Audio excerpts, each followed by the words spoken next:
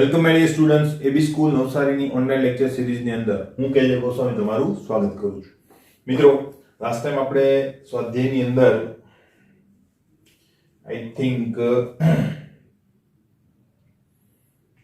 દાખલા નંબર 5.16 સુધી કરેલો હતો. નીતિ ભારવાળો દાખલો જે લાસ્ટમાં કરેલો હતો તે ત્યાંથી હવે આગળ વધીએ. સ્વાધ્યાયની વાત આપણે કરીએ છીએ એટલે સ્વાધ્યાય અને એનો દાખલો નંબર 5.17 બરાબર. ત્યાંથી આપણે શરૂઆત કરી. શું કીધેલું છે? 31.1 ડિગ્રી સેલ્સિયસ તાપમાને અને 1 બાર દબાણે 8.8 ગ્રામ CO2 વાયુ વડે રોકાયેલ કદ ગણો. આની વેલ્યુ કૌંસમાં આપેલી છે તો આપણે એ જ વેલ્યુ લઈશું. તો અહીં જો તાપમાન તમને આપેલું છે 31.1 ડિગ્રી સેલ્સિયસ બરાબર. પછી દબાણ આપેલું છે 1 બાર. CO2 નું વજન આપેલું છે 8.8 ગ્રામ અને તમારે કદ શોધવાનું છે. તો બહુ ઈઝી દાખલો છે મિત્રો બરાબર. ડાયરેક્ટ PV nRT નો ઉપયોગ તમે કરી શકો. તો અહીંયા PV nRT નો ઉપયોગ કરવો આદર્શ વાયુ સમીકરણ, આદર્શ વાયુ સમીકરણ જેનો ઉપયોગ કરવો હોય તો PV nRT. તો અહીંયા આપણે જો V જોઈતું હોય તો આપણી પાસે n હોવું જોઈએ ને. V nRT/P. મોલ કેવી રીતે મળશે? તો જો વજન છે કે નહીં આપણી પાસે તો આપણે ગણતરી કરી શકીએ. તો n 8.8 ભાગ્યા CO2. CO2 નું વજન કેટલું છે? 44 બરાબર. તો યાદ રાખવાનું જ છે 44. તો 44 દુ 88 અને એને ભાગ્યા 10 કરો એટલે જવાબ આવશે 0.2 મોલ બરાબર. તો અહીંયા ડાયરેક્ટ મૂકીને આન્સર આપણને મળી જાય બરાબર. તો અહીંયા થશે 0.2 ઇન્ટુ 0.083. જો આપણને કૌંસમાં આપેલું છે, ના આપેલું તો પણ આપણે આ જ લેત. અને T 31.1 નહીં. આ જે છે એ કેલ્વિનમાં હોવું જોઈએ. તો આમાં 273 તમે ઉમેરશો ને એટલે કેટલા થશે? જો 73 ને 1 74 એટલે 74.1 થશે અને પ્લસ 30 કરો એટલે થશે તમારો જવાબ 304.1 કેલ્વિન બરાબર. આટલો જવાબ થશે. તો અહીંયા તમારે લખવાનું થશે 304.1 ભાગ્યા P. P દબાણ 12 માં જ છે, કોઈ ઇશ્યુ નથી. તો આનો ગુણાકાર તમે કરશો એટલે તમારો આન્સર જે છે એ આવશે 5.048 લીટર.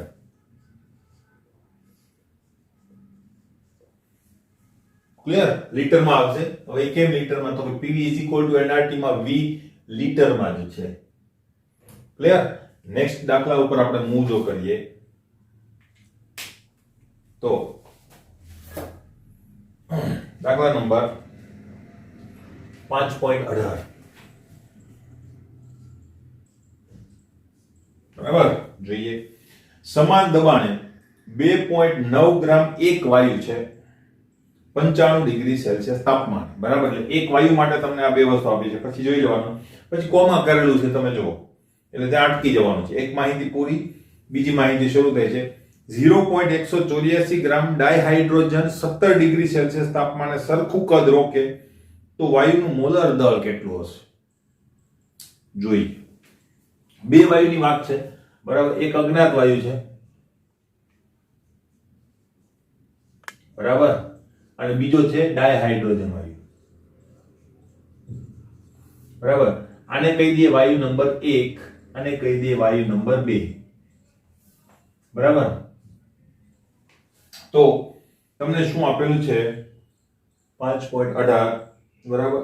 2.9 ગ્રામ એક વાયુ આપેલો છે બરાબર. તો આનું દળ તમને આપેલું છે એને કહેવાય m1 2.9 ગ્રામ.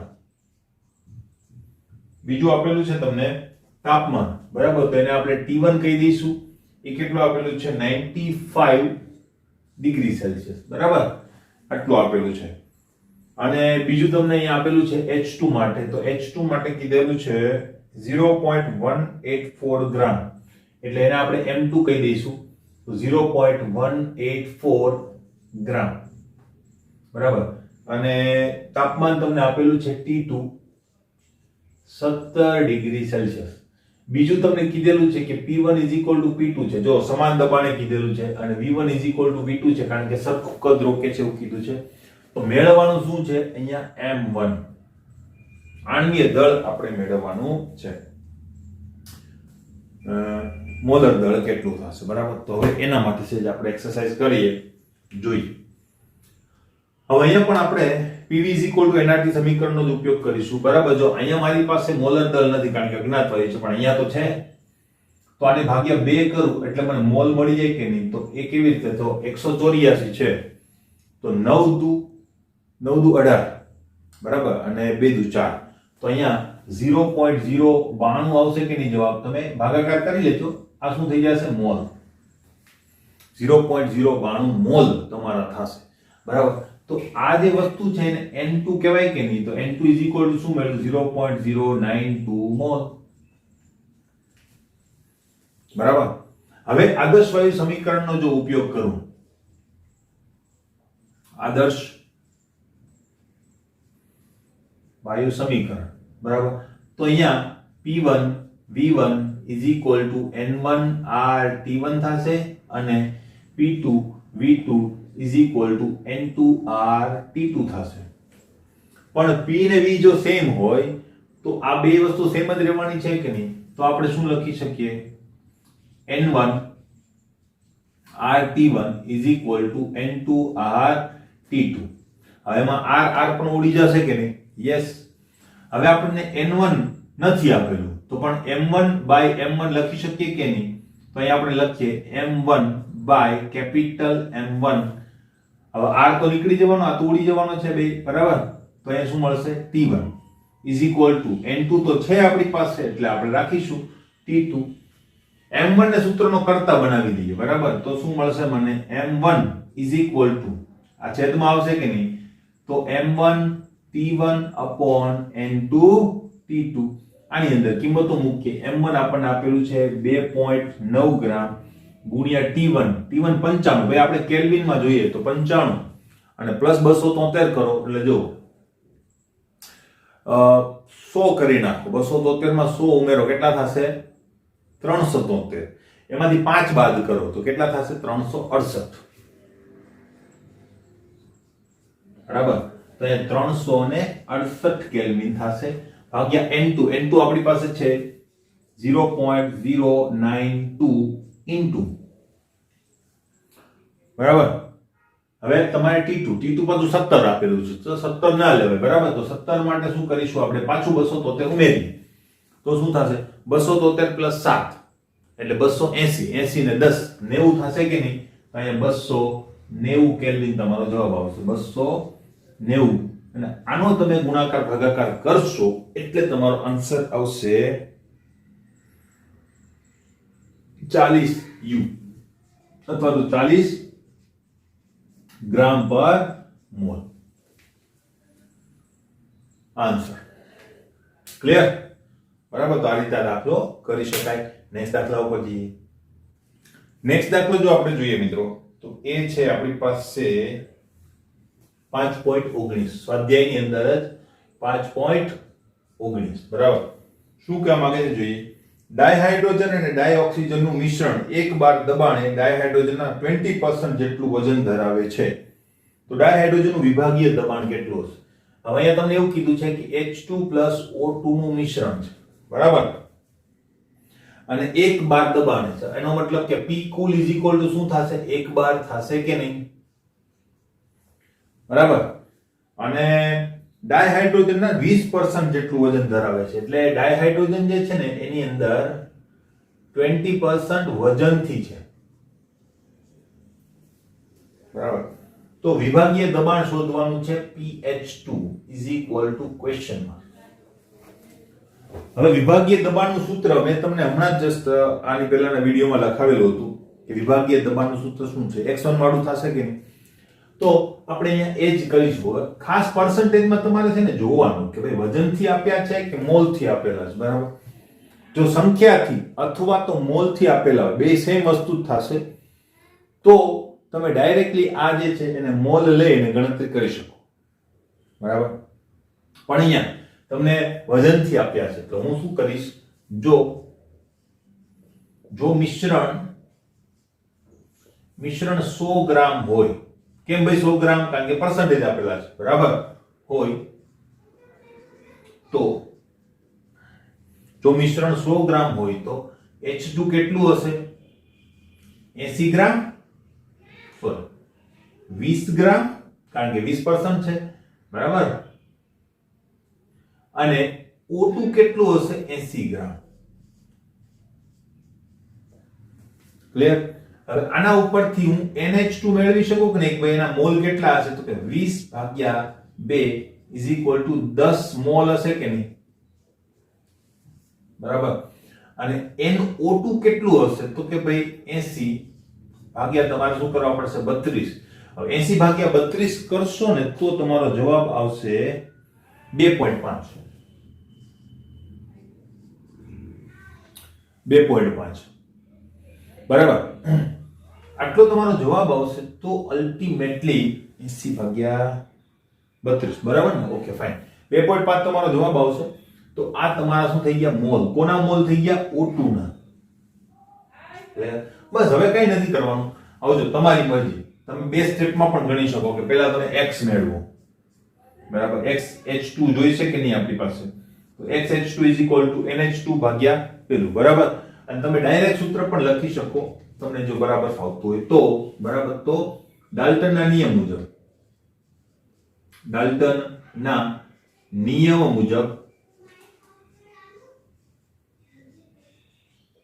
શું, તો કે ભાઈ pH2 આંશિક દબાણ કેટલું હોય છે, તો હું આ રીતે લખી શકું કે નહીં, NH2 NH2 NO2 P કુલ. આ સૂત્ર ક્યાંથી આવ્યું, તો કે ભાઈ P1 = x1 * P કુલ ઉપરથી. અને x1 = તમે આ રીતે લખી શકો કે નહીં, N1/N1 + N2. 1 2 ની જગ્યાએ H2 ને O2 લખેલું છે, ખબર પડી, બરાબર. તો આની અંદર આપણે હવે કિંમતો મૂકીએ એટલે આપણો જવાબ આવી જશે, કોઈ ઇશ્યુ નથી, બરાબર. પણ અહીંયા મોલ મૂકવાના છે, ભૂલથી 20 અને 80 ના મુકાઈ જાય, નહીં તો ખોટો જવાબ, બરાબર. 10 N2 10 અને પ્લસ O2 કેટલું છે, 2.5 * P કુલ. P કુલ કેટલું છે, 1/, બરાબર. તો હવે 10/12.5 કરવા પડશે કે નહીં, તો આનો જવાબ જે છે એ આવી જશે તમારી પાસે 0.8 બાર.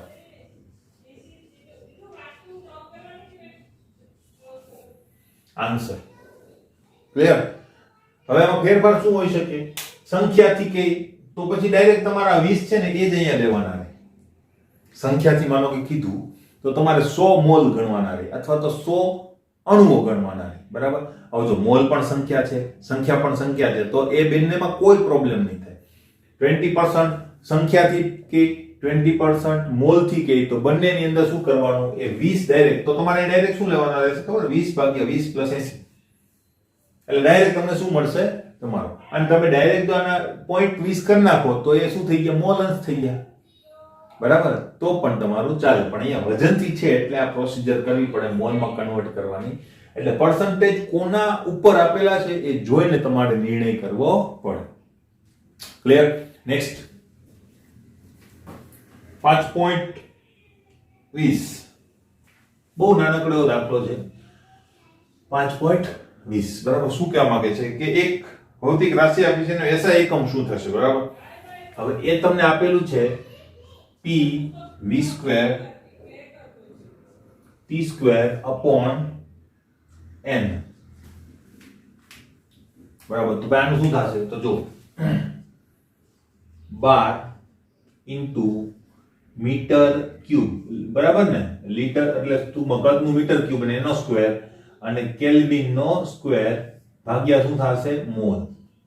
હવે 12 જે છે ને એને કહેવાય ન્યૂટન * મીટર⁻12, ન્યૂટન પ્રતિ મીટર સ્ક્વેર, બરાબર. તો અહીંયા તમે m ની 6 ઘાત અને અહીંયા k ની 2 ઘાત અને ભાગ્યા મોલ લખો તો આ 2 ઘાત ઉડી જશે. તમારો જવાબ શું આવશે, ન્યૂટન * મીટર⁻4 વધશે કેલ્વિન નો સ્ક્વેર વધશે અને મોલ ઇનવર્સ થઈ જશે. આ તમારો એકમ થશે. ક્લિયર છે? 21 નંબર ઉપર આપણે જો જઈએ, ચાર્લ્સના નિયમના શબ્દોમાં સમજાવો અને શા માટે -273 ડિગ્રી સેલ્સિયસ કરતા નીચું તાપમાન શક્ય નથી.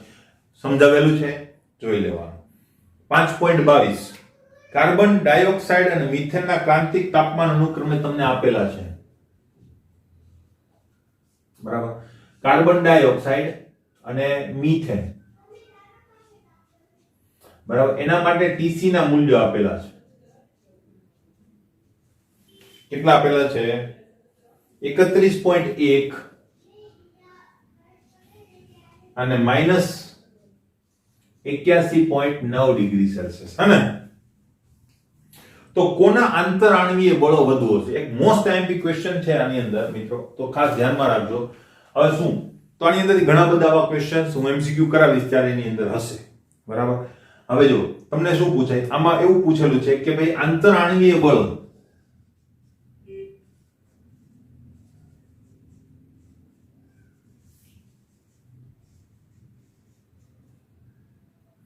આંતરઆણવીય બળ તો કોના વધારે હશે? તો કે ભાઈ જો જેનું ઉત્કલન બિંદુ વધારે હશે એટલે TC નો મતલબ શું થાય કે ભાઈ એ એટલા ટેમ્પરેચર ઉપર પણ પ્રવાહી બની જાય છે. એનો મતલબ આટલું વધારે ટેમ્પરેચર હોય તો પણ એ પ્રવાહીકૃત થઈ જાય છે. એનો મતલબ એના આંતરઆણવીય બળો કેવા હશે? પ્રબળ હશે. બરાબર? તો અહીંયા CO2 માં વધારે હશે અને CH4 માં કેવા હશે? ઓછા હશે. ક્લિયર? બરાબર? ખબર પડી લોજિક કેવી રીતે મારવાનું? બીજી વાત, તમને એમ કહેશે કે આ બે અણુઓનું મિશ્રણ છે તમારી પાસે, બે વાયુઓનું મિશ્રણ છે એમ કે. બરાબર? અને તમને એમ કે જો એની પર દબાણ લાગુ પાડવામાં આવે કોઈ એક પર્ટિક્યુલર ટેમ્પરેચર ઉપર, કોઈ પણ ટેમ્પરેચર હોઈ શકે, TC ની વેલ્યુ આપી હોય અને તમને કોઈ પણ ટેમ્પરેચર કે TC ની વેલ્યુ માનો કે આટલી આપી, તમને એમ કે માનો કે કોઈ પણ વેલ્યુ 25 ડિગ્રી સેલ્સિયસ તાપમાન ઉપર દબાણ વધારવામાં આવે તો કયો વાયુ સૌ પ્રથમ પ્રવાહીકૃત થશે? હવે એક બે વસ્તુ તો ફિક્સ છે, ભાઈ જો આનું પ્રવાહીકરણ થશે જ નહીં. કેમ? તો કે તો ક્રિટિકલ ટેમ્પરેચર -81 ડિગ્રી છે, ખબર પડે છે, તો એનું પ્રવાહીકરણ નહીં થાય. તો આનું પ્રવાહીકરણ, જેનું TC વધારે હોય એનું પ્રવાહીકરણ પહેલા થાય, જેનું TC ઓછું હોય એનું પ્રવાહીકરણ મોડું થાય. આ યાદ રાખજો. એટલે પ્રવાહીકરણની જો વાત કરીએ, બરાબર, તો એમાં પણ CO2 નું પ્રવાહીકરણ પહેલા થશે અને CH4 નું પછી થશે કોઈ પર્ટિક્યુલર ટેમ્પરેચર ઉપર. ખબર પડી? તો આવા શબ્દો અને આવા પ્રકારના પેલા પૂછાય છે તો એ ખાસ ધ્યાનમાં રાખજો. બરાબર? આવા MCQ આવશે ત્યારે ફરીથી હું તમને ત્યારે પાછું યાદ કરાવીશ. ક્લિયર? નેક્સ્ટ 5.23 ઉપર જે લાસ્ટ, વાન ડર વાલ્સ પ્રાચલોની ભૌતિક સાર્થકતા એટલે કે અગત્યતા સમજાવો. તો મેં તમને અગત્યતા ત્યારે જ સમજાવી દીધેલી છે કે ભાઈ વાન ડર વાલ્સના પ્રાચલો બે છે, A અને B. બરાબર? લાસ્ટ લેક્ચરની અંદર પણ એની ચર્ચા કરી હતી. એ શેના માટે છે? તો કે આંતરઆણવીય આકર્ષણ બળો માટે છે. અને B કોના માટે છે? તો કે ભાઈ આણવીય કદ માટે છે, પરમાણવીય કદ માટે છે. એ એની સાર્થકતા છે. ખબર પડી કે જે મેં તમને સમજાવેલી જ હતી ઓલરેડી. ક્લિયર? તો આટલી વસ્તુ છે અને બરાબર આખું સ્વાધ્યાય બરાબર લખી નાખજો, કારણ કે એની અંદર બધી માહિતી કામની છે. બરાબર? હવે બીજી વાત આપણે હમણાં કરીએ કે ભાઈ કયા પોઈન્ટ્સ આપણા સિલેબસની અંદર નથી. બરાબર? આ ચેપ્ટરમાંથી. તો એ ખાસ ધ્યાનમાં રાખજો જે લોકો માત્ર બોર્ડની તૈયારી કરે છે એના માટે. કોમ્પિટિટિવ એક્ઝામ માટે તો બધી વસ્તુ આપણે કરાવેલી છે. ક્લિયર? બરાબર? જોઈએ નેક્સ્ટ મિત્રો આપણે જોઈએ કે કયા પોર્શન એવા છે કે જે આપણા સિલેબસની અંદર નથી, આપણી સબ્જેક્ટિવ ટેસ્ટની અંદર. બરાબર છે? કોમ્પિટિટિવ એક્ઝામમાં તો છે જ. ક્લિયર? તો એ વસ્તુ પર ખાસ ધ્યાન રાખજો. તો એ આપણે જો સિલેબસ વાઇઝ જોઈએ તો ચેપ્ટર નંબર 5, યસ, તો એ ખાસ ધ્યાન રાખજો. બરાબર? એની અંદર આપણી પાસે છે એક તો 5.1 આંતરઆણવીય બળો, અને એની અંદર તમને એક્ઝામ્પલ પણ હશે. એટલે એની અંદરના પોઈન્ટ્સ છે 5.1.1, 5.1.2, 5.1.3. એટલે 5.1 અને એના પછીના જે પોઈન્ટ્સ છે એ પણ તમારે કરવાના છે. 5.2 ઉષ્મીય ઉર્જા વાળો જે પોર્શન છે તે, અને 5.5 બરાબર એ છે 5.5 અને 5.6 આના ઉપર આધારિત દાખલાઓ પણ કરવાના છે. અને 5.9 વાસ્તવિક વર્તણૂક જે છે 5.9 એ પણ આપણે કરવાની છે. કયા પોર્શન નથી? તો આના સિવાયના જે પોર્શન તમને દેખાશે એ નથી. બરાબર, એટલે 5.3 આંતર આણ્વીય બળો અને પારસ્પરિક ક્રિયાઓ, 5.4 વાયુમય અવસ્થા, 5.7 ગતિ ઉર્જા અને આણ્વીય ઝડપ, 5.8 વાયુઓનો ગતિ ઉર્જા વાદ જે છે તે, 5.10 વાયુઓનું પ્રવાહીકરણ પણ નથી, 5.11 પ્રવાહી અવસ્થા અને આ તમામ પેટા મુદ્દાઓ પણ નથી. એટલે પ્રવાહી અવસ્થાના જે આપણે મુદ્દાઓ જોયા એમ ગણો તો આપણા કોર્સની અંદર નથી. તો આ વસ્તુ ખાસ ધ્યાનમાં રાખવાની. બરાબર, કે આ આટલા પોઈન્ટ જે છે આપણા કોર્સની અંદર નથી. 30% આપણે લેસ કરેલું છે એની અંદર. બરાબર, તો હવે પછી આપણે એમસીક્યુ ઉપર ફોકસ કરીએ. ક્લિયર? હવે આપણે એમસીક્યુ જો જોઈએ તો શરૂઆત કરીએ. એમસીક્યુ તમને દેખાતા હશે અને એમાં ધ્યાન રાખવાનું છે જ. તો એમસીક્યુ નંબર 1,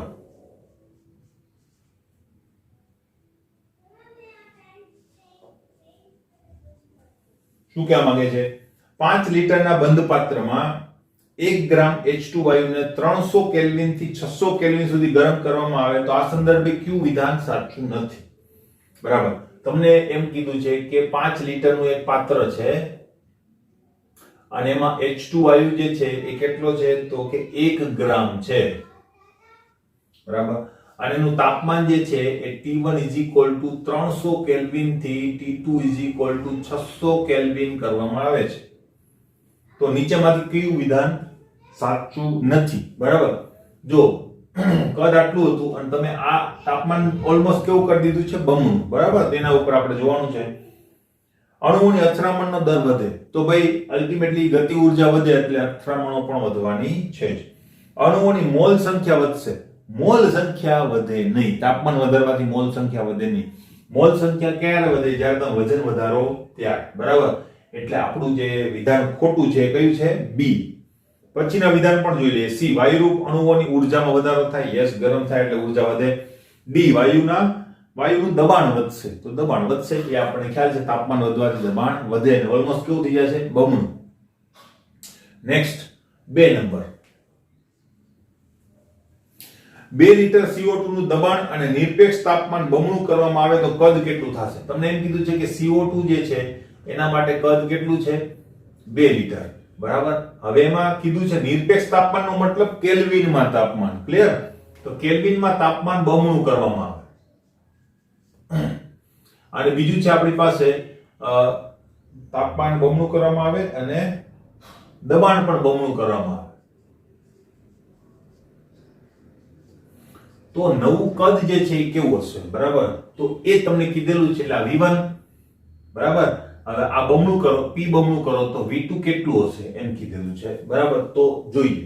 હવે જો તમને ખબર છે કે અલ્ટિમેટલી કદ ને દબાણ સાથે કેવો સંબંધ છે? વ્યસ્ત પ્રમાણનો. કદ ને તાપમાન સાથે કેવો સંબંધ છે? સમપ્રમાણનો.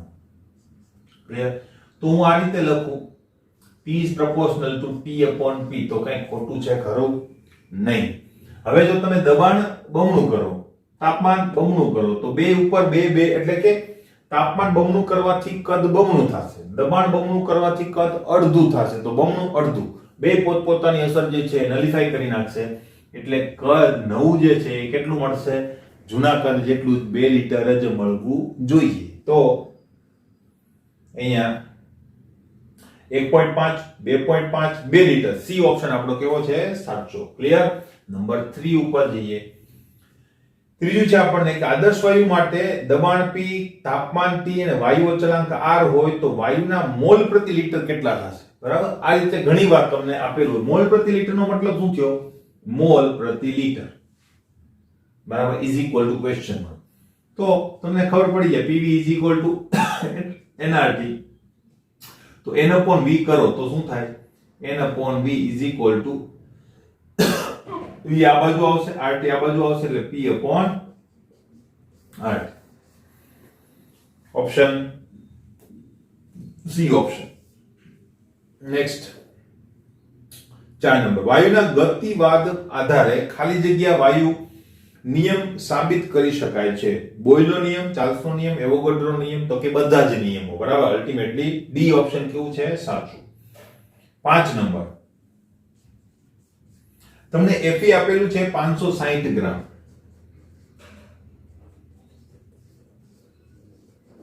બરાબર. તો તમને અણુભાર પણ એનો આપેલો છે, પરમાણુ ભાર કહી શકાય. પરમાણુઓની સંખ્યા કેટલી હશે? બરાબર. નીચે તમને ઓપ્શન આપેલા છે. જો સંખ્યા મેળવવા માટે શું કરવું પડે? આના મોલ મેળવવા પડે. મોલ કેટલા હશે? તો કે ભાઈ 560 ભાગ્યા 56 = 10 મોલ હશે કે નહીં? બરાબર. હવે 10 મોલ માટે તમે સંખ્યા જો જુઓ, Fe ની સંખ્યા કેટલી? એવોગાડ્રો આંગળી 6.022 × 10⁻23 ઘાત, પણ એક 10 ગુણો એટલે 24 ઘાત જેટલી સંખ્યા થાય. પણ અહીંયા તમને આંકડા નથી આપેલા. તમને શું કીધું છે? 70 ગ્રામ નાઇટ્રોજન કરતા બમણી. બરાબર. તો નાઇટ્રોજન વાયુ જો આપણે ગણીએ તો N2 બરાબર, એમાં 70 ભાગ્યા તમે 14 કરો એટલે કેટલું થાય? 14 × 5 = 5 મોલ. બરાબર. એના કરતા બમણી ગુણ્યા 2 તો 10 મોલ થઈ ગયું કે નહીં? પહેલું જ ઓપ્શન કેવું છે? સાચું. બરાબર. બીજું ઓપ્શન છે 20 ગ્રામ હાઇડ્રોજન કરતા અડધી. 20 ગ્રામ હાઇડ્રોજન કરતા અડધી, તો તમે 20 ભાગ્યા શું કરશો? 2, તો કેટલા થશે? 10. એની અડધી કરો ને તો જવાબ ખોટો આવશે. 5 મોલ. હવે અહીંયા લોચો છે, તમને જવાબ છે ને સી આપેલો છે, બંને સાચા છે. બરાબર. હવે એમાં લોચો શું છે હું તમને કહી દઉં કે ભાઈ સર અહીંયા હાઇડ્રોજન કીધું છે, તો હાઇડ્રોજન 1 લઈને હું 1 વડે ભાગું તો અહીંયા 20 આવે ને 20 ભાગ્યા 2 કરો એટલે 10 જવાબ આવી જાય. પણ પ્રોબ્લેમ શું થાય? તો આગળ પણ તમને નાઇટ્રોજન કીધું છે, તો નાઇટ્રોજનમાં કેમ N2 લીધું? હાઇડ્રોજનમાં કેમ H લીધું? બરાબર. તો આ પ્રશ્ન તમારા મગજમાં થાય. હવે મોટા ભાગે એવું હોય છે કે હાઇડ્રોજન વાયુ એમ કીધેલું હોય ને તો H2 લેવું, હાઇડ્રોજન કીધેલું હોય તો એક H લેવું. આ યાદ રાખજો. બરાબર. અને N2 માટે પણ સેમ વસ્તુ. નાઇટ્રોજન વાયુ એમ લખેલું હોય તો N2 લેવું જોઈએ, અને ખાલી નાઇટ્રોજન લખેલું હોય તો નાઇટ્રોજન પરમાણુ લખેલું હોય તો એક લેવું જોઈએ. એટલે હાઇડ્રોજનની બાબતમાં એ કોન્ટ્રોવર્સી રહેશે. નાઇટ્રોજનમાં તો નાઇટ્રોજનનું N2 લઈશું, નાઇટ્રોજન લઈશું જ નહીં. બરાબર. પણ અલ્ટિમેટલી હાઇડ્રોજન વાયુ લખેલું હોય ને ત્યારે H2 લેવું, ખાલી હાઇડ્રોજન લખેલું હોય ત્યારે એક જ હાઇડ્રોજન પરમાણુ તમારે ગણવું. તો મોટા ભાગે જવાબમાં પ્રોબ્લેમ થશે નહીં. એટલે આ કોન્ટ્રોવર્સી રહેશે. એટલે જવાબ એક સાચો છે. બીજો જવાબ જે છે મેં કીધું છે તે કોન્ટ્રોવર્સિયલ સાચો જવાબ છે. એટલે આમ ગણો તો આપણું સી ઓપ્શન અહીંયા સાચું થશે.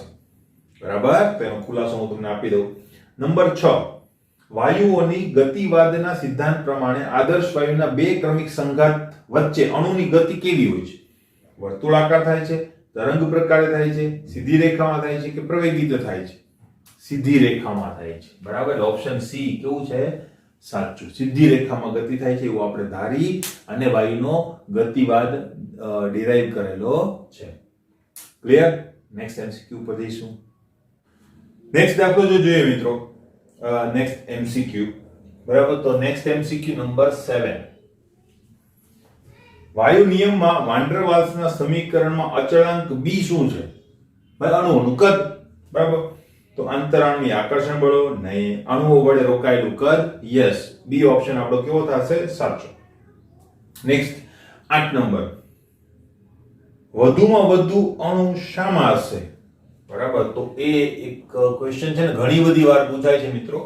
વધુમાં વધુ અણુઓની સંખ્યા ક્યાં હશે? તમારે છે ને મોલ સંખ્યા શોધવાનું. શું શોધવાનું? મોલ સંખ્યા. બરાબર. તો એના ઉપર આપણે ફોકસ કરીએ તો ઓપ્શન એ તમને આપેલું છે 15 લીટર H2 વાયુ. બરાબર. 15 લીટર STPA વાયુ. STPA મોલ કેવી રીતે શોધવા તેનું સૂત્ર મેં તમને લખાવેલું હતું. 22.4 વડે ભાગી નાખો એટલે મોલ મળે. બરાબર. તો H2 વાયુ કેટલો હશે? તો કે 15 ભાગ્યા 22.4. STP છે એટલા માટે. STP ના હોય તો તમારે PV = nRT ના સમીકરણની અંદર n ને સૂત્રનો કરતા બનાવવો પડે. તો એક આના વડે વેલ્યુ મળશે. B option. 5 લિટર STP એ નાઇટ્રોજન વાયુ, બરાબર? તો 5 લિટર નાઇટ્રોજન વાયુ, બરાબર? તો 5 ભાગ્યા તમે શું કરશો? 22.4. આના કરતા તો આ વધારે જશે કે નહીં? બરાબર? તમને ખ્યાલ આવે છે કે નહીં? બરાબર? હવે આગળ એટલે તમારે ભાગાકાર કરવો ના પડે. કોમ્પિટિટિવ એક્ઝામના દાખલા હોય તો ભાગાકાર બને ત્યાં સુધી આપણે કરતા હોતા નથી, બરાબર? એટલે કે આપણે જરૂર પડે ત્યારે જ આપણે કરીએ છીએ, બરાબર? બાકી જરૂર પડતી નથી હોતી. ડાયરેક્ટ તમારો આન્સર જે છે આવી જવો જોઈએ. 0.5 ગ્રામ H2 વાયુ સી 0.5 ગ્રામ H2 વાયુ હોય તો કેટલા મોલ થાય? 0.5 ભાગ્યા 2 તો 0.25 થાય કે નહીં? બરાબર? આપણને ડાયરેક્ટ આવે આ મોલ મળે છે. મોલ નો મતલબ તમારી સંખ્યા. ડી 8 ગ્રામ O2 વાયુ 8 ગ્રામ O2 વાયુ. તો 8 ગ્રામ નો મતલબ શું થયો? તો કે 8 ગ્રામ ભાગ્યા તમારે કરવા 16 દુ 32 કરવા પડશે, બરાબર? તો 8 દુ 16 8 ચોક 32, બરાબર? તો અહીંયા કેટલો થશે? 0.25 જ આવશે કે નહીં જવાબ પાછો? કારણ કે 1/4 એટલે 0.25, બરાબર? હવે આની સાથે આપણે એને કમ્પેર કરીએ, બરાબર? તો જો 0.25 બે સરખા આન્સર તો હોય નહીં. ક્લિયર? આના કરતા આ ઓછું છે, આ બધું પણ એના કરતા ગણો તો ઓછું છે. ચોથો ભાગ તો નથી જ, બરાબર? તો એમ જ કહી દઉં કે જવાબ જે છે તમારો કેવો આવશે? એ. એની અંદર સૌથી વધારે મોલ સંખ્યા માટે સૌથી વધારે સંખ્યા. ક્લિયર? તો આ રીતે આન્સર તમે આપી શકો વિધાઉટ એની અડન. ઓપ્શન નંબર એ જ છે. નંબર 9, વાયુમાં અણુઓની ગતિના વિસ્તરણમાં તાપમાન વધારવાથી થતી અસર માટે નીચેમાંથી શું ખોટું છે? તાપમાન વધારવાથી જે અસર થાય તે તો શું થાય? અણુઓનું ટૂંકમાં છે અણુઓનું વિતરણ વધુ પહોળું થાય છે. હા, બરાબર? મેં તમને કીધું હતું કે ગ્રાફ જે છે એ પહોળો થઈ જાય. શક્ય મહત્તમ વેગમાં વધારો થાય છે. ગ્રાફ જમણી બાજુ ખસતો તો મેં તમને દર્શાવેલું હતું. શક્ય મહત્તમ વેગનો અણુ અંશ વધે છે. અણુ અંશ વધતો નથી. અણુ અંશ શું થાય? ઘટે. ખબર ને, પેલી હાઈટ હતી એ થોડી ઓછી થઈ જતી હતી. તો અલ્ટિમેટલી ગ્રાફ પહોળો બને, બરાબર? પણ ગ્રાફની નીચેનો એરિયા તો એટલો જ હોય, તો એ ગ્રાફને હંમેશા નીચે જવું પડે, બરાબર? તો અલ્ટિમેટલી એક શાર્પ હોય આ આટલો જ તમારો એરિયા રહેવો જોઈએ. તો તમે નવો ગ્રાફ દોરો કે જે આવી રીતે હશે આગળ તરફ, તો એ નીચે જ આવશે. ક્લિયર? એટલે સી ઓપ્શન કેવું છે? ખોટું. અણુઓનો અંશ વધે નહીં, અણુઓનો અંશ ઘટે. ડી ઓપ્શન વિતરણ અચળાંકનો વિસ્તાર નીચા તાપમાન જેટલો અચળ રહે છે. મેં કીધું એ પ્રમાણે આ વિસ્તાર જે છે એ કેવો રહે છે? આમાં અને આમાં અચળ રહેશે. તો એ અચળ જ રહે. સાચી વાત છે. ક્લિયર? બરાબર? તો 9માં સી ઓપ્શન આપણું કેવું થશે? સાચું. 10, નીચેમાંથી કયા પ્રવાહીનું પૃષ્ઠતાણ મહત્તમ હશે? પૃષ્ઠતાણ હમણાં જસ્ટ આપણે જોયેલું હતું તે, બરાબર? કે ભાઈ પૃષ્ઠતાણ જે છે એ કોના મહત્તમ હોય? મેં કીધું હતું પૃષ્ઠતાણ જે છે એ કોના ઉપર આધાર રાખે? તો કે હાઇડ્રોજન બોન્ડ અને વાન ડર વાલ્સ આકર્ષણ બળ, એટલે કે અલ્ટિમેટલી આંતર આણ્વીય આકર્ષણ બળ. તો જો C6H6 એટલે બેન્ઝીન, એમાં કયું આકર્ષણ બળ લાગશે? વાન ડર વાલ્સ, બરાબર? CH3OH એમાં હાઇડ્રોજન બંધ, અને C2H5OH એમાં પણ હાઇડ્રોજન બંધ. આલ્કોહોલ બંનેમાં, અને H2O માં પણ હાઇડ્રોજન બંધ. પણ સૌથી સ્ટ્રોંગ હાઇડ્રોજન બોન્ડ શેમાં હશે? પાણીમાં. કારણ કે શું છે? ધ્રુવીય અને એકદમ વધારે ધ્રુવીય અણુ છે એના કારણે, બરાબર? CH4 અને C2H5 માં કોણ હશે વધારે? બરાબર? જો એનો ક્રમ લખું, પૃષ્ઠતાણનો જો ક્રમ લખીએ, બરાબર? પૃષ્ઠતાણ તો સૌથી ઓછું કોનું હશે? C6H6 નું. એના પછી કોનું વધારે હશે ખબર? C2H5OH નું વધારે હશે. એના પછી કોનું વધારે હશે ખબર છે? CH3OH નું. સૌથી વધારે કોનું હશે ખબર? H2O. ક્લિયર? તો હવે તમને ખ્યાલ આવી ગયો હશે. નેક્સ્ટ. ઓકે, નેક્સ્ટ 11મો દાખલો આપણે જોઈએ, કારણ કે મારે આ સાફ કરવું પડશે. જોઈએ મિત્રો, નંબર 11, બરાબર? શું કહેવા માંગે છે? 25 ડિગ્રી સેલ્સિયસ તાપમાને 25 ડિગ્રી સેલ્સિયસ, આને મેં યાદ રાખવાનું જ કીધેલું હતું, 298 કેલ્વિન. ક્લિયર? તાપમાને એક ખાલી પાત્રમાં મિથેન અને ઓક્સિજનના સમાન વજનો ભેગા કર્યા છે. તો એક પાત્રની અંદર આપણે મિથેનને CH4 કહેવાય, આ યાદ જ રાખજો, અને બીજું કોણ છે આપણી પાસે? ઓક્સિજન. આ બંનેના સમાન વજન ભેગા કરેલા છે, બરાબર? એનો મતલબ બંનેના વેઇટ કેવા છે? સમાન છે, બરાબર? મિશ્રણ છે, સમાન વજન, બરાબર છે.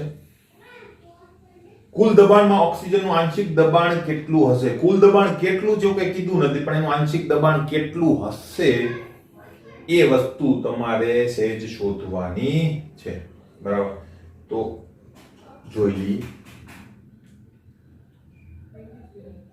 જો પહેલી વાત, આનું કેવી રીતે સોલ્યુશન કરશું? તમારે શું કરવું છે? PO2 નું આંશિક દબાણ મેળવવું છે ને, એટલે PO2 તમારે મેળવવું છે, બરાબર? તો PO2 માટેનું આપણી પાસે સૂત્ર કયું છે તો તમને ખ્યાલ છે, બરાબર? XO2 થશે કે નહીં આ સૂત્ર? P1 = X1 * P કુલ, બરાબર? અથવા તો N1/N કુલ * P કુલ. આ સૂત્રનો તમે ઉપયોગ કરી શકો, બરાબર? તો આ મારા મગજમાં આવી ગયું. હવે એના માટે મારે શું કરવું? પહેલી વાત કે બંનેના સરખા મોલ લીધેલા છે, સરખા વજન લીધેલા છે, ખાસ એ વસ્તુ છે, બરાબર? એટલે મેં લખ્યું છે. મોલ સરખા હોય તો મેથડ અલગ થાય, વજન સરખા હોય તો પણ મેથડ અલગ થાય, બરાબર? હવે આપણે એવું માની લઈએ કે CH4 = O2 = X ગ્રામ હશે કે નહીં? બેના વજન સેમ છે તો X ગ્રામ હશે. હવે CH4 ના મોલ કેટલા થશે? મોલને આપણે n વડે દર્શાવીએ છીએ તો NCH4 કેટલા હશે? X/CH4 નો અણુભાર કેટલો? તો કે 12, 12 ને 4 16, અહીં 16 લખી દઉં. અને NO2 કેટલું હશે? તો કે 32, તો X/32 થશે કે નહીં? તો એવી જ રીતે N કુલ કેટલું થશે? બંનેનો સરવાળો 16 પ્લસ X/32. હવે અહીંયા 32 અહીંયા 16, તો બંને બાજુ 2 વડે ગુણીએ તો ઉપર 2x થશે કે નહીં? તો આનો જવાબ શું આવશે? 3x/32 આવશે, બરાબર? તો આ વસ્તુ મળી ગઈ. હવે બસ મારી પાસે આ સૂત્રનું n કુલ તો આવી ગયું કે નહીં? N1 એ તો O2 વાળું છે જ મારી પાસે સૂત્ર, અને P કુલ આપણે અજ્ઞાત જ છે આ વસ્તુ પર, એટલે કઈ પ્રોબ્લેમ નથી. તો હું ડાયરેક્ટ લગાડી દઈશ, બરાબર? કે PO2 = X1 વાળું મારે નથી જરૂર, હું ડાયરેક્ટ જ લખીશ NO2/N કુલ * P કુલ, બરાબર? NO2 કેટલું છે? જો આ બરાબર કેટલું છે? X/32 ભાગ્યા આ આપણને મળ્યું N કુલ, બરાબર? તો હું અહીં લખી દઉં 3x/32. તો અહીં તમને દેખાય છે કે નહીં? X/32 x અને આ 32 નીકળી જશે, અને P કુલ તો m નું એમ જ રહેશે કે નહીં? બરાબર? તો અહીં જવાબ શું આવશે? 1/3 P કુલ. અને આને જો તમે પેલામાં ફેરવો તો 0.33333 એવા જવાબ આવ્યા કરશે. તો જોઈએ હવે કયો જવાબ તમને આપેલો છે, બરાબર? તો અહીંયા આન્સર જે છે એ તમને આવી જ રીતે આપેલો છે, કારણ કે કોમ્પિટિટિવ એક્ઝામમાં મોસ્ટલી તમને ભાગાકાર કરવાની જરૂર ના પડે એવા પ્રકારના દાખલાઓ ગણાવેલા હોય. તો 1/2 1/3 બી ઓપ્શન આપણો કેવો થશે? સાચો, બરાબર છે? તે રીતે આપણે ગણી શકીએ. નંબર 12, તો 12 માટે મારે કાઢવું પડશે, તો જોઈએ મિત્રો. નેક્સ્ટ 12 નંબર શું કહેવા માંગે છે જોઈએ. 80 ડિગ્રી સેલ્સિયસ તાપમાન આપેલું છે તમને 80 ડિગ્રી સેલ્સિયસ, બરાબર? શુદ્ધ પ્રવાહી A નું બાષ્પ દબાણ આપેલું છે. જો બાષ્પ દબાણનો મતલબ થાય શુદ્ધ વાયુ, કે જે જેટલા દબાણ જે છે એ પ્રમાણે તમને આપેલું છે. બાષ્પ દબાણ માટે તાપમાનની હાજરી જરૂરી છે, તે તમને આપેલી છે. બાષ્પ દબાણ છે ને આંશિક દબાણ નથી, આ યાદ રાખજો. આંશિક દબાણ હંમેશા મિશ્રણની અંદર, હંમેશા જ્યારે મિશ્રણ હોય ને ત્યારે આંશિક દબાણ હોય. હવે તમને એમ કહું કે ભાઈ એનું આંશિક દબાણ કેટલું, તો પછી તમારે મને પૂછવું પડે ભાઈ મિશ્રણ કયું છે. આંશિક દબાણ બદલતા હોય મિશ્રણ પ્રમાણે, બરાબર? પણ આ પ્યોર દબાણ, બાષ્પ દબાણ જેને પ્યોર દબાણ કહેવાય, એ બદલે નહીં, આ યાદ રાખજો. માનો કે એનું આંશિક દબાણ એક વાતાવરણ દબાણ હશે કોઈ એક મિક્સચરમાં, બે વાતાવરણ દબાણ હશે કોઈ બીજા મિક્સચરની અંદર. આંશિક દબાણ બદલાયા કરે સમાન તાપમાન હોય છતાં પણ, કારણ કે એની અંદર જ્યારે એ વધારે લેશો તો એનું આંશિક દબાણ વધારે હશે, એની વેલ્યુ ઓછી લેશો તો આંશિક દબાણ ઓછું હશે, બરાબર? પણ જ્યારે પ્યોર વાયુ હોય ત્યારે એનું જે બાષ્પ દબાણ છે અથવા તો એ વાયુનું જે દબાણ છે પ્યોરનું, એ આંશિક દબાણ બરાબર જ થાય, પણ પ્યોર ની અંદર. મિશ્રણમાં હંમેશા આંશિક દબાણની જરૂર પડે, પ્યોર વાયુમાં આંશિક દબાણ શબ્દ બોલાતો નથી. આ યાદ રાખજો, બરાબર. એટલે બાષ્પ એ પ્યોર વસ્તુ છે, તેને આંશિક દબાણ ના કહેવાય, એટલે એને હું કહીશ PA0. બરાબર. તમે 12મા ધોરણમાં આવશો ને ત્યારે આપણે આંશિક દબાણ ઉપર ઘણું બધું કાર્ય કરવાનું છે, બરાબર. એના માટે લેંગમુરની સમતાપી છે, એ બધી સમતાપીઓ આપણે ભણીશું ત્યારે આપણે એને PA0 વડે દર્શાવીશું. પ્યોર માટે પ્યોર વાયુનું દબાણ કેટલું, તો એ તમે PA0 વડે દર્શાવશો, પર્ટિક્યુલર કોઈ પણ તાપમાન, બરાબર. તો આ જે દબાણ છે એ તમને આપેલું છે PA 520 mmHg. મેં તમને કીધું હતું કે mmHg એ મોસ્ટલી કોમ્પિટિટિવ એક્ઝામ ની અંદર વધારે વપરાય છે. તો જો અહીંયા આવી ગયું છે તમારી સામે. અને શુદ્ધ પ્રવાહી B નું બાષ્પ દબાણ, તો એને હું PB0 કહી દઈશ કે નહીં, એ આંશિક દબાણ નહીં હોય, કારણ કે આ બેનું હજુ મિક્સચર કરેલું નથી. 1000 mmHg, બરાબર. A અને B નું મિશ્રણ એક તાપમાને આપણે કર્યું, તો એક વાતાવરણ દબાણે ઉકળતું હોય. આવો શબ્દ કેમ વાપર્યો છે, ઉકળતું હોય? કારણ શું, તો કે A અને B પ્રવાહી છે, એના જ બાષ્પ દબાણ હોય, ખબર પડે છે. તો ઉકળતું હોય નો મતલબ શું છે, તો કે એક વાતાવરણ દબાણે એ વાયુ સ્વરૂપમાં જ છે, એટલે તમારે વાયુના નિયમો જ ત્યાં લાગુ પાડવાના છે, એ પ્રવાહી નથી. ખબર પડી? એટલે વાયુ તરીકે આપણે એને કલ્પીએ એટલા માટે એને ઉકળતું હોય એવો શબ્દ વાપરેલો છે, બરાબર. અને એક વાતાવરણ દબાણે એનો મતલબ તમારું મિશ્રણનું કુલ દબાણ કેટલું થશે, એક વાતાવરણ થશે, બરાબર. અને તમને કીધું છે કે તો મિશ્રણમાં A નો જથ્થો કેટલા ટકા હશે, એટલે A જે છે એ કેટલા % હશે એવું તમારી પાસે માંગેલું છે. એટલે દાખલો થોડો ટ્રિકી થશે, તો સેજ આપણે એને જોવો પડશે. નીચે પર્સન્ટેજમાં તમને આપેલા છે બધા પર્સન્ટેજ, તો એ આપણે સેજ જોઈ લઈએ. જો આમાં શું કરીશું, પહેલા મારી પાસે આ દબાણ છે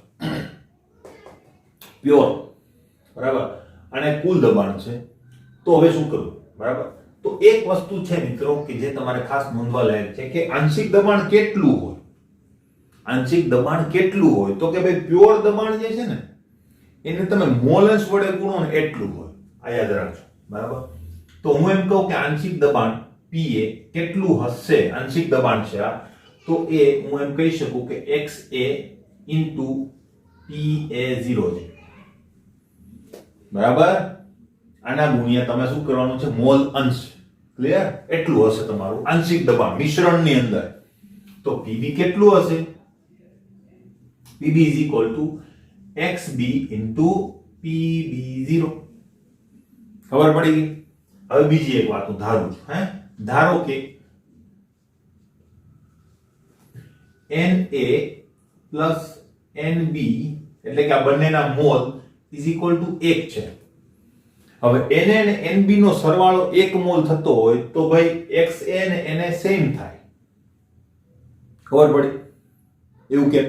બરાબર. દાખલા તરીકે હું એમ લઉં કે કોઈ બી લઈ લે આપણે, બરાબર, કે દાખલા તરીકે 0.2 મોલ અને પ્લસ 0.8 મોલ, તો આ બંનેનો સરવાળો 1 મોલ થાય છે કે નહીં? ક્લિયર? હું આને કોઈ x કહી દઉં, આને y કહી દઉં, બરાબર. તો હવે આના મોલન્સ કેટલા થાય જોજો, આના મોલન્સ કેટલા થાય, તો કુલ ઘટકના મોલ ભાગ્યા કુલ મોલ થાય કે નહીં, તો 0.2 મોલ અને ભાગ્યા શું થશે, તો કે પેલાના મોલ થશે કે નહીં, એટલે કે 0.8 ને 0.2 પ્લસ 0.8, તો અલ્ટિમેટલી 0.2 ભાગ્યા 1 = 0.2 થઈ ગયું કે નહીં. તો જો મોલ અંશ અને આ બંને સેમ થયા કે નહીં, બરાબર. એટલે જ્યારે મોલનો સરવાળો 1 આપણે લઈએ ને, મેં તમને કીધું હતું ખબર કે ભાઈ મોલ અંશ જ્યાં લાગે એ શું હોય, તો કે ત્યાં 1 મોલ ઉપર આધારિત વ્યાખ્યા આપણે આપેલી હોય. તો જો બંનેનો સરવાળો 1 થાય તો મોલ અને મોલ અંશ બંને કેવા થશે, સેમ વસ્તુ આના માટે પણ તમે કરી શકો, કારણ કે છેદ તો એક જ આવવાનો છે. ખબર પડી? તો આ રીતે. ક્લિયર? તો જો એવું હોય, બરાબર, તો શું થાય, તો બે વસ્તુ, એક તો હું એવું કરી શકું કે નહીં ભાઈ અહીંયા NB = 1 - Na પણ કરી શકું. ક્લિયર? અને પ્લસ XA બરાબર Na પણ મૂકી શકું. આ ખાસ ધ્યાન રાખજો, મેં કીધું તે. તો હું આવી રીતે લખી શકું કે નહીં, બરાબર.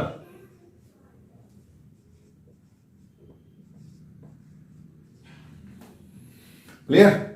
હવે હું શું કરું છું? હવે મને ખબર છે કે ભાઈ કુલ દબાણ તો એક વાતાવરણ છે, તો શું કરી શકાય? બરાબર, P cool is equal to એક વાતાવરણ છે, તો ભાઈ આંશિક દબાણનો સરવાળો એ કુલ દબાણ થશે કે નહીં? ઇઝ ઇક્વલ ટુ P કુલ. બરાબર, તો આની અંદર આ બંને કિંમતો જો આપણે મૂકી દઈએ તો Na into PA0 plus NB into PB0 is equal to P cool. P કુલ નું તો વેલ્યુ આપણને ખબર છે, આપણે mmHg માં જ મૂકી શકીએ, કોઈ વાંધો નથી. બરાબર, એક વાતાવરણ છે તો જો આ બધું એમાં ને એમાં યુઝ કરવું હોય તો 760 mmHg તમારે મૂકવું પડે. બરાબર, તો 760 mmHg. ક્લિયર? હવે થોડું સાદુરૂપ આપીએ, b બરાબર હું આ વસ્તુ મૂકી દઉં. બરાબર, તો શું થશે મારી પાસે? Na into PA0 plus 1 minus Na into PB0 is equal to 760. બરાબર, હવે આ બધી જગ્યાએ હું કિંમતો મૂકી દઉં. Na ની કિંમત મને નથી ખબર, પણ PA0 ની કિંમત મને ખબર છે 520, તો હું 520 a લખી શકું કે નહીં? 520 Na પ્લસ આની સાથે ગુણ એટલે PB 1000 છે. બરાબર, તો હું એ લખી શકું 1000 minus 1000 Na is equal to 760. બરાબર, હવે એને જોઈન્ટ કરીએ. બરાબર, તો જો હવે આ માઈનસ છે, આ પ્લસ છે, એટલે અહીં બાદબાકી થશે. બરાબર, 520 બાદ કરો એટલે અહીં 480 જવાબ આવશે. એ ખબર પડી ગઈ. પેલી બાજુ જાય એટલે એ કેવું થઈ જશે? પ્લસ 480 થઈ જશે.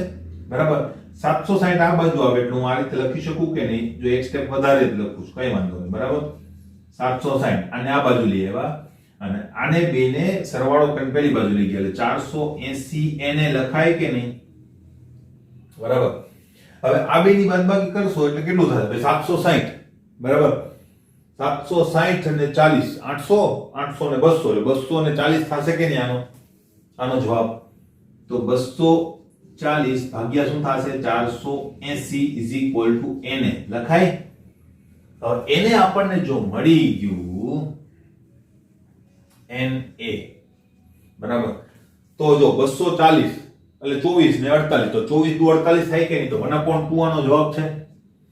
1/2 નો મતલબ શું થાય? Na is equal to 0.5 mall. પરંતુ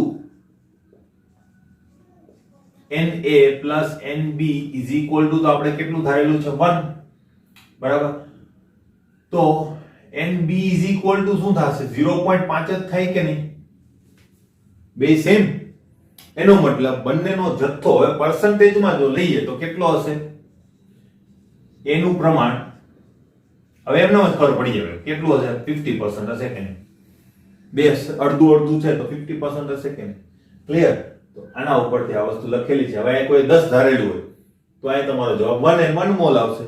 કોઈ 20 ધારેલું હોય તો 10 and 10 મોલ આવશે. ખબર પડી? પણ એ જફામારીમાં પડવું, કારણ કે પછી આના બરાબર શું લખવું પડે? તમે આના ભાગ્યા Na plus Nb. દર વખતે સાથે લઈને ફરવું, એના બદલે તમે એક ધારો તો તમે ડાયરેક્ટ આ લખી શકો. ડાયરેક્ટ તમારું સૂત્ર તમારા સામે. આમાં ક્યાંય આપણે કોઈ પણ પ્રકારના કેલ્ક્યુલેટરની પણ જરૂર પડતી નથી. આ રીતે આપણે એને સાબિત કરી શકીએ. ક્લિયર? બરાબર, 50% છે તો જોઈ લે જવાબ છે કે નહીં પેલા તો. બરાબર, એ પણ આપણે જોવું પડશે. ઓપ્શન નંબર સી આપણો સાચો ઓપ્શન છે. બરાબર, 13 નંબર જોઈ લઈએ. જો અચળ તાપમાને કોઈ એક વાયુ વિસ્તરણ પામે તો ખાલી જગ્યા છે તેમ દર્શાવે છે. બરાબર, શું? અણુઓની ગતિજ ઉર્જા ઘટે છે, અણુઓની ગતિજ ઉર્જા બદલાતી નથી, વાયુનું દબાણ વધે છે અને વાયુના અણુઓની સંખ્યા વધે છે. પહેલી વાર અણુઓની ગતિજ ઉર્જા ઘટે, એ કઈ ઘટે નહીં, એ જેટલી હોય એટલી જ રહે. બરાબર, એટલે એ પ્રસરણ પામવાનું કારણ શું? તો ગતિ ઉર્જા છે જ એની પાસે, એટલે એ પ્રસરણ પામ્યા જ કરશે. ક્લિયર? અણુઓની ગતિજ ઉર્જા બદલાતી નથી. યસ, એ બદલાતી નથી, એટલે બી ઓપ્શન સાચું છે. સી ઓપ્શન, વાયુનું દબાણ વધે છે. વાયુનું દબાણ જે છે એ અચળ તાપમાને તો વધશે નહીં. બરાબર, અને બીજું છે આપણી પાસે વાયુના અણુઓની સંખ્યા વધે. ભાઈ વાયુના અણુઓની સંખ્યા તો જ્યારે વાયુ નવો આવે, દળ વધે તો અણુઓની સંખ્યા વધે, બાકી સંખ્યા વધતી નથી. તો જો તાપમાન અચળ હોય તો વાયુઓના અણુઓની ગતિ ઉર્જા પણ કેવી રહેશે? અચળ રહેશે. પણ આ ગતિ ઉર્જા આપણે એક જથ્થાની માપીએ છીએ. ઇન્ડિવિડ્યુઅલ લેવલ ઉપર એની ગતિ ઉર્જા બદલાતી હોય છે, પણ એક ગતિ ઉર્જા ગુમાવે તો બીજો મેળવે. એટલે ગતિ ઉર્જાનો કુલ જથ્થો કેવો રહેશે? બધા પાસે અચળ જ રહેશે. આ વસ્તુ જે છે એ રીતે આપણે સોલ્વ કરી શકીએ. ક્લિયર? મળીએ હવે નેક્સ્ટ વિડીયોની અંદર.